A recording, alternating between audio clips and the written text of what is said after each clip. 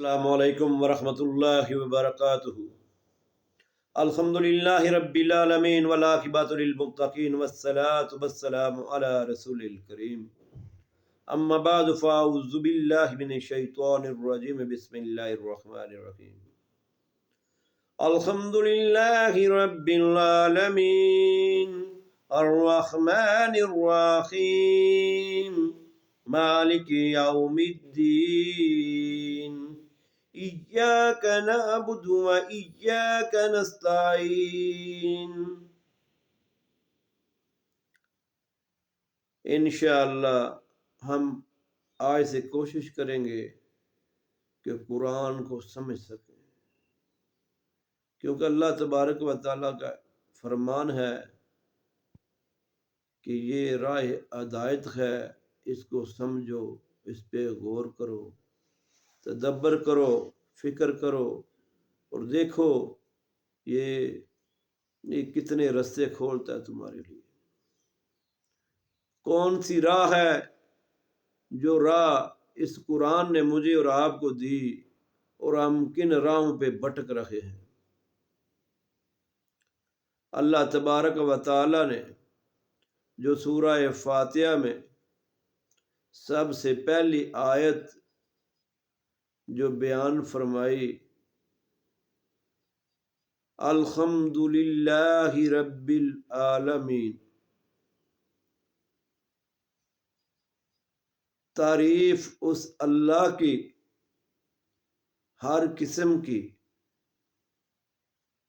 تمام تعریفیں اس اللہ تبارک و تعالیٰ کی جو سارے جہانوں کا رب ہے، عالمین کا رب ہے، جس میں بے شمار جہان ہیں، بے شمار مخلوقات ہیں، ان تمام کا مالک، تمام کا حاجت روا، مشکل کشا معذرت، وہ صرف اللہ تبارک و تعالیٰ کی ذات ہے۔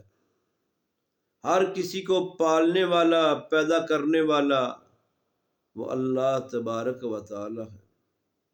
اور ہم مسلمان 5 وقت نماز ادا کرتے ہیں، اس میں نوافل بھی پڑھتے ہیں، سنتیں بھی ادا کرتے ہیں، فرائض بھی ادا کرتے ہیں، تو بے شمار مرتبہ ہم یہ اللہ کی تعریف بیان کرتے ہیں۔ یہ ہم کہتے ہیں کہ اللہ تیرے علاوہ کوئی پالنے والا نہیں، ساری کی ساری تعریفیں تیرے لیے ہی ہیں۔ مگر جب ہم نماز سے ہٹ جاتے ہیں، اپنی روزمرہ کی زندگیوں میں مشغول ہو جاتے ہیں، پھر ہم اپنی خواہشوں کے پیچھے بھاگنا شروع کر دیتے ہیں، تو بھول جاتے ہیں میں نے ایک قول قرار کر کے آیا ہوں، ابھی تھوڑی دیر پہلے میں نے یہ اعلان کیا تھا، یہ دعویٰ کیا تھا کہ اے اللہ ساری کی ساری تعریفیں تیرے لیے ہیں، تو ہی سب کا پالنے والا ہے۔ مگر جب میں آ گیا اپنے گھریلو کاموں میں مشغول ہو گیا، اپنی خانہ داری میں، اپنے دنیاوی معاملات میں، تو یہ بھول گیا کہ میں نے تو اقرار کیا تھا کہ ساری کی ساری تعریفیں اللہ تیرے لیے ہیں، کیونکہ تو ہی سب کا پالنے والا ہے، سب کا مشکل کشا تو ہی ہے، حاجت روا تو ہی ہے۔ مگر اب میں بھول گیا، اب میں یہاں پہ پیروں فقیروں کے پیچھے بھاگ پڑا، میں تعویذوں ٹوٹکوں کے پیچھے بھاگ پڑا، میں نے اپنے ذرائع جو ہیں وہ بدل دیے، میں نے اپنے نظریات کو تبدیل کر دیا، مجھے مشکل پڑی تو میں نے سوچا کہ یہ مشکل میری فلاں قبر سے، مزار سے دور ہوگی، یا پیر بابے سے دور ہوگی، یا تعویذوں والی سرکار سے دور ہوگی، میں نے ادھر بھاگنا شروع کر دیا، بھول گیا کہ الحمدللہ رب العالمین، میں تو اللہ کی تعریف کر کے آیا ہوں کہ تیری ساری تعریفیں ہیں، تو ہی مالک ہے، تو ہی رازق ہے، تو ہی مشکلوں کو دور کرنے والا ہے، تو ہی آسانیاں پیدا کرنے والا ہے، تو جس کو چاہے عزت دے دے، تو جس کو چاہے ذلیل کر دے، یہ تیرے ہاتھ میں ہے، یہ تیرا ہی اختیار ہے، تو جس پہ نوازشیں کر دے، ساری مخلوق مل کے اس کی مخالفت کرے تو کچھ اس کو نقصان پہنچا نہیں سکتی، اور اگر تو کسی کو نقصان دے دے، ساری مخلوق مل جائے اس کو فائدہ دے نہیں سکتی۔ یہ تو پیارے کریم آقا بتا گئے، پھر بھی میں اور آپ کیوں غفلت میں، پھر بھی میں اور آپ کیوں غفلت میں ہیں؟ اس پہ غور کرنا چاہیے۔ ہم دن رات پکار رہے ہیں الحمدللہ رب العالمین، اے اللہ ساری کی ساری تعریفیں تیرے لیے ہیں، ساری کی ساری حمد و ثنا تیرے لیے ہے، تو ہی سب کو پالنے والا ہے، تو ہی سب کا مشکل کشا ہے، تو ہی سب کا حاجت روا ہے۔ ہمیں اپنے عقیدے نظریے پہ غور کرنا پڑے گا۔ اور آگے فرمایا الرحمن الرحیم، یہ اللہ کے صفاتی نام ہیں۔ فرمایا بخشش کرنے والا، بہت زیادہ بخشش کرنے والا ہوں میں، رحم کرنے والا ہوں، مہربان ہوں، انتہائی مہربان ہوں۔ مالک یوم الدین، قیامت کے دن کا، بدلے کے دن کا مالک ہے اللہ۔ فرماتے ہیں میں مالک ہوں، بدلے کے دن کا مالک ہوں، جس دن تمہارے سارے کچے چٹھے کھل جائیں گے، تمہارے جھوٹ اور سچ آمنے سامنے ہوں گے۔ یہاں پہ تو اگر کسی کو اختیار دیا جائے، وہ چاہے ایک فریق کی بات سن کے فیصلہ کر لے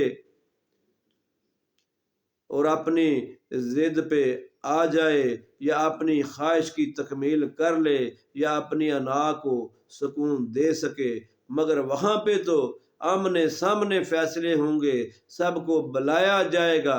اگر کسی پہ کوئی الزام ہوگا تو اس کا جو ہے جس پہ الزام لگایا جائے گا اس ملزم کی بات بھی سنی جائے گی۔ اسے پھر مجرم جو ہوگا، چاہے وہ الزام لگانے والا ہوا یا جس پہ الزام لگا گیا ہوا، ان کے ساتھ پورا انصاف کیا جائے گا۔ یہ تو میرے اور آپ کے اختیار میں ہو تو میں اور آپ تو اپنی چاہت، اپنی سوچ، اپنی فکر کے مطابق فیصلے کر لیتے ہیں، وہاں تو فیصلے ہوں گے کھلے کھلے ہوں گے۔ اور اس نے بتا دیا میں بخشنے والا بھی ہوں، میں مہربان بھی ہوں، مجھ سے زیادہ تو مہربان بھی کوئی نہیں۔ اس لیے یہ ہمیں پتہ ہونی چاہیے یہ سب طاقتیں اس اللہ کی ہیں، اس کے ہاں ہم نے پیش ہونا ہے، وہاں پہ فیصلے ہو جائیں گے۔ جو بھی ہم کریں گے، چاہے وہ اچھا ہوا چاہے وہ برا ہوا، اس کا فیصلہ سامنے ہوگا، لوگوں کے سامنے۔ پھر مجھے اور آپ کو جو ہے اگر ہم نے جرم کیے ہوئے ہوں گے، ہم نے جھوٹ بولے ہوں گے، ہم نے دغا کیا ہوگا، ہم نے غیبتیں کی ہوں گی، ہم نے دو رخیاں کی ہوں گی، تو وہاں پہ تو پھر بڑی سخت پکڑ ہوگی۔ اس لیے اپنے کردار کو مجھے اور آپ کو دیکھنا چاہیے، اپنے گریبانوں میں جھانکنا چاہیے۔ جو سانچہ میرے اللہ نے دیا محمد رسول اللہ صلی اللہ علیہ وسلم کا، ہم اس کے مطابق اپنے عمل کر رہے ہیں، اپنے فیصلے کر رہے ہیں۔ صرف نماز میں ہی نہیں، اپنے کردار میں بھی اس کو ہم نے ڈالا ہے، اپنے کردار کو نبی علیہ الصلوۃ والسلام کے مطابق، یعنی دنیاوی معاملات ہوں، دینی معاملات ہوں، سب معاملوں میں رسول اللہ صلی اللہ علیہ وسلم ہمارے رہنما۔ اس لیے ہمیں فکر کرنی چاہیے کہ ہم سنت کے مطابق اپنے اعمال کو کر رہے ہیں۔ ایاک نعبد و ایاک نستعین، ہم تیری عبادت کرتے ہیں اور تجھ ہی سے مدد مانگتے ہیں۔ اے اللہ ہم عبادت بھی تیری کرتے ہیں اور مدد بھی تجھ سے مانگتے ہیں۔ یہ میں اور آپ کہتے تو ہیں، کیا ہمارا عمل، کیا ہمارا نظریہ اسی کے مطابق ہے؟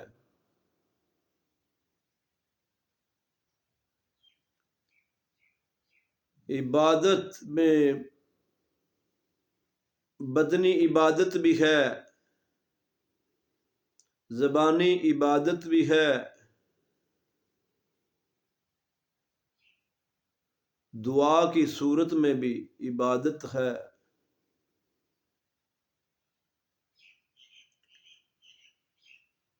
مالی عبادت بھی ہے۔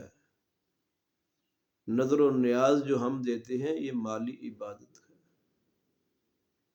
سجدہ رکوع کرتے ہیں یہ بدنی فعلی عبادت ہے۔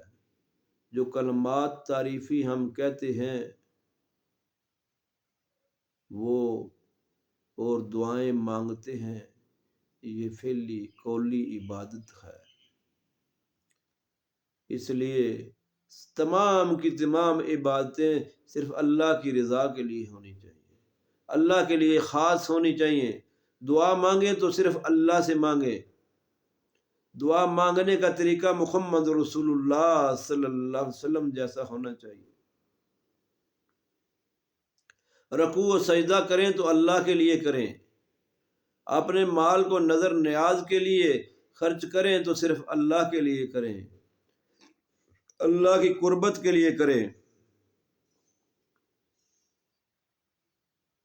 اور جب بھی مدد مانگیں تو اللہ تبارک و تعالیٰ سے مانگیں۔ جب بھی مشکل آ جائے تو اللہ کی طرف رجوع کریں، نہ کہ کسی پیر کی طرف، کسی بابے کی طرف ہم دوڑ پڑیں، کسی مزار کی دربار کی طرف دوڑ پڑیں، کسی تعویذوں والی سرکار کے پیچھے دوڑ پڑیں۔ ہمیں یہ غور کرنا چاہیے اپنے نظریات پہ، اپنے عقیدوں پہ، کہ ہمارا عقیدہ اللہ کے قرآن کے مطابق ہے یا نہیں، ہمارا عمل اللہ کے قرآن سے بتلائے ہوئے وہ عمل کے مطابق ہے یا نہیں، محمد رسول اللہ صلی اللہ علیہ وسلم جیسا ہے یا نہیں۔ اللہ تبارک و تعالی مجھے اور آپ کو عمل کرنے والا بنائے تاکہ ہم اس زندگی کی کامیابی حاصل کر لیں جو ہمیشگی کی زندگی ہے۔ اس کے لیے ہمیں سچی باتیں کرنی پڑیں گی، سچ بولنا پڑے گا، نبی علیہ الصلوۃ والسلام کی سیرت کو غور سے پڑھنا پڑے گا اور اس پہ غور و فکر کرنی پڑے گی کہ میرا اور آپ کا ہر عمل نبی علیہ الصلوۃ والسلام کے مطابق ہے یا نہیں۔ صرف نماز میں ہی کیوں، صرف عبادت میں ہی کیوں، اگر آپسی معاملات میں بھی ہم نبی علیہ الصلوۃ والسلام کے طریقے سے ہٹ گئے تو اس کا بھی جواب دینا پڑے گا۔ اس لیے مجھے اور آپ کو غور و فکر کرنی چاہیے۔ اللہ تبارک و تعالی عمل کرنے والا بنائے، اور انشاءاللہ بقیہ جو ہے اس کا حصہ وہ اگلے ولاگ میں انشاءاللہ اگلی بار آپ کے سامنے پیش کریں گے۔ اللہ عمل کی توفیق عطا فرمائے۔ السلام علیکم ورحمۃ اللہ وبرکاتہ۔